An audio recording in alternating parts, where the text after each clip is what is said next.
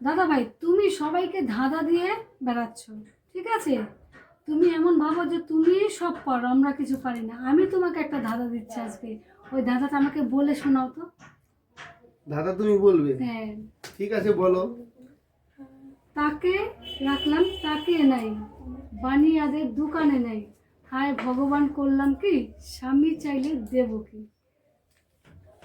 তুমি যে প্রশ্নটা করেছো প্রশ্নটা সত্যি খুব কঠিন। প্রশ্নটা হলো বলেই দেখো। তাকে রাখলাম তাকে নেই, হুম বানিয়ারও দোকানে নেই, হায় ভগবান করলাম কি, স্বামী চাইলে দেব কি? তোমার প্রশ্নের উত্তরটা হবে বরফ। কি করে বললে তুমি? আমি তো ভাবতেই পারিনি তুমি এই প্রশ্নটা বলতে পারবে। এই হচ্ছে কথা। বরফ কোনোদিন রাখলে থাকে না, বরফ গলে যায়। হয়েছে কিনা? একদম। জাস্ট তোমাকে একটা সিম্পল প্রশ্ন করছি, দেখি তুমি পারো কিনা। বন্ধুরা, যেহেতু আমার আগের ভিডিওতে এখনো কেউ সঠিক উত্তর দিতে পারেনি, তাই আমি কারোর নাম এখনো বলছি না।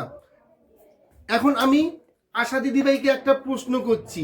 আশা দিদিভাই উত্তর দাও। প্রশ্ন করো। বলো, কোন জিনিস টানলে বড় হয়? তুমি যত টানবে তত বড় হবে। কি এমন জিনিস আছে যত টানবে তত বড় হবে?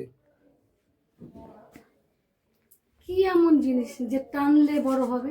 বলো।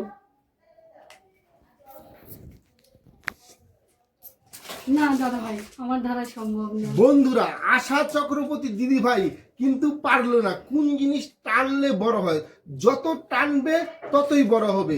অবশ্য তোমরা যদি পারো কমেন্টের মাধ্যমে জানাও। তোমাদের পরিবারের সবাইকে ভালোবাসা দিয়ে আমি তোমাদের পাশে থাকবো। Tata, bye bye.